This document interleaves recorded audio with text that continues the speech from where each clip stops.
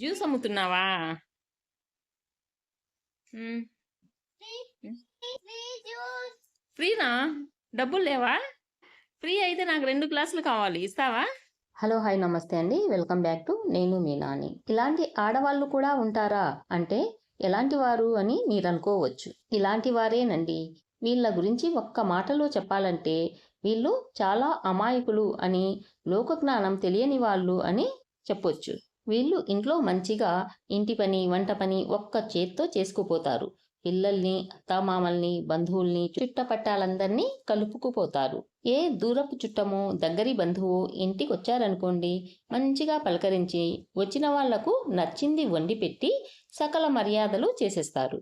ఇంత మంచి వాళ్లకు అప్పుడప్పుడు మెదడులో పురుగు తొలుస్తుందో ఏమో, అందరిలాగా తాము కూడా బయటకు వెళ్ళి షాపింగ్ చేయాలి అని భర్తతో పాటు షాపింగ్ చేసేస్తారు. కానీ అది అంతగా రుచించదు. వీళ్లకు ఎలాంటి కోరికలు ఉంటాయంటే, ఇద్దరు ముగ్గురు ఆడవాళ్లు కలిసి వెళ్ళి 3-4 షాపులు తిరిగి చూసి ఇంటికి కావలసినవి తెచ్చుకోవాలనేవి వీళ్ళ కోరికలు. ఇలాంటి వాళ్లకు భర్తతో షాపింగ్కు వెళ్ళి కావలసినవి తెచ్చుకున్నా కూడా వాళ్ళ మనసుల్లో ఏముంటుందంటే, నాకు ఇటువంటి విషయాలన్నీ తెలుసు కదా.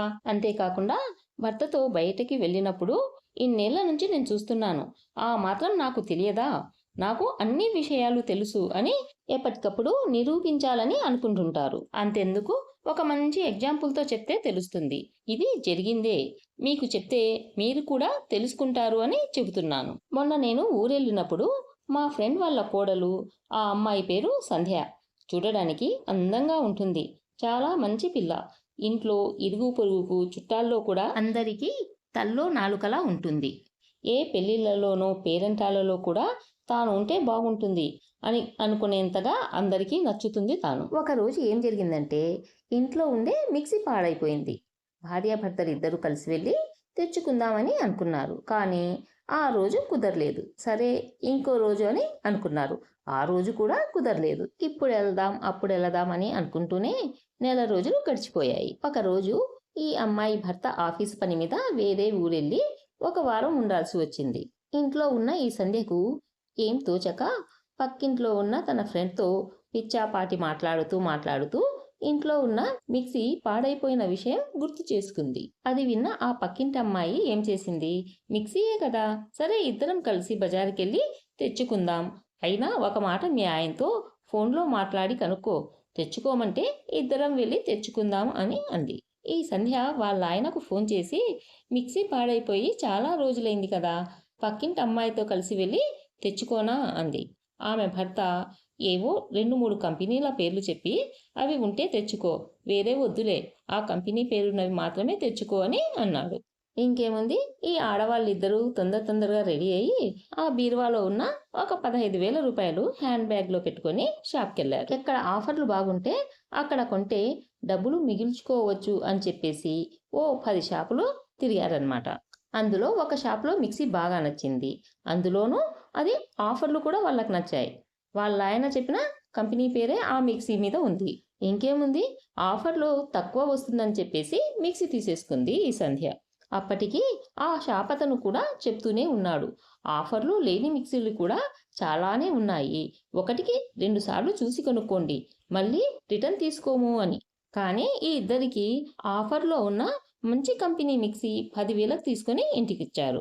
ఇంకేముంది, కొత్త మిక్సీ కదా, దానికి కాస్త పసుపు కుంకుమ రాసి మిక్సీని వాడుకుంటుంది. అలా 1 వారం గడిచింది. ఆఫీస్ పని మీద పొరుగురు వెళ్ళిన వాళ్ళాయన రానే వచ్చాడు.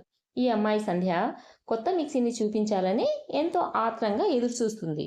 మొదటిసారి భర్తతో కాకుండా తాను మాత్రం వెళ్ళి మిక్సీ కొనుక్కున్నందుకు చాలా సంబరంగా ఆ తెచ్చిన కొత్త మిక్సీని భర్త ముందు తెచ్చిపెట్టింది.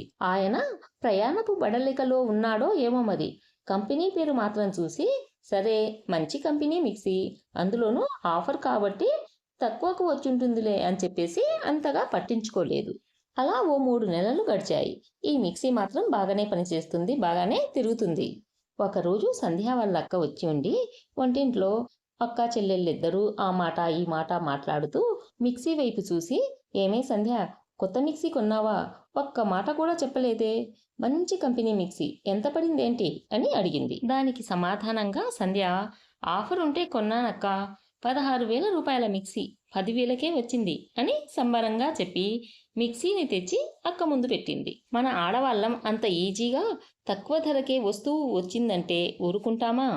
ఆ మిక్సీని అలా ఇలా పట్టి చూస్తూ కంపెనీ పేరు దగ్గర వేలు పెట్టి చూపిస్తూ, ఏమే సంధ్య, ఈ కంపెనీ పేరు ఉన్న చోట ఏంటో తేడాగా ఉంది చూడు అని చెబుతూనే వేలు పెట్టి లాగేసరికి కంపెనీ పేరున్న స్టిక్కర్ ఊడి కాస్త చేతికొచ్చేసింది. ఆ స్టిక్కర్ ఊడొచ్చేసరికి సంధ్య గాబరాగా, ఏంటే అక్క ఆ స్టిక్కర్ అలా ఊడొచ్చింది అని మిక్సీని పట్టి చూస్తూ, అయితే ఇది కంపెనీ మిక్సీ కాదా?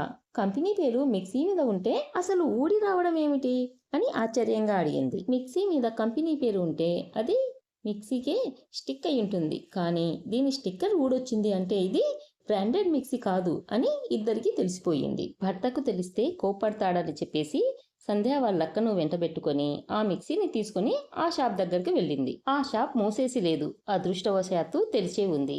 అక్కా చెల్లెళ్ళిద్దరూ షాప్ అతనితో మాట్లాడితే అతను ఏమంటాడు, నేను ఆ రోజే చెప్పాను కదా రిటర్న్ తీసుకోము అని. అయినా 1కి 2 సార్లు చెక్ చేసుకొని ఇష్టపడే కదా తీసుకున్నారు అని గట్టిగా మాట్లాడేసరికి సంధ్య తాను మోసపోయానని తెలుసుకుంది. ఇప్పుడు నేను చెప్పొచ్చేదేమిటంటే, మీరు ఇలా మోసపోవద్దు. ఏ వస్తువైనా కొనాలి అంటే ముందు ఆన్లైన్లో ఆ వస్తువు ధర ఎంత ఉంది అని తెలుసుకోండి. కనీసం దాని రేటింగ్ ఎలా ఉంది అని తెలుసుకుంటే మీరు మోసపోయే అవకాశాలు తక్కువగా ఉంటాయి. ఈ వీడియో మీకు నచ్చినట్లయితే లైక్ చేయండి, షేర్ చేయండి అండ్ సబ్స్క్రైబ్ చేయడం మర్చిపోవద్దు.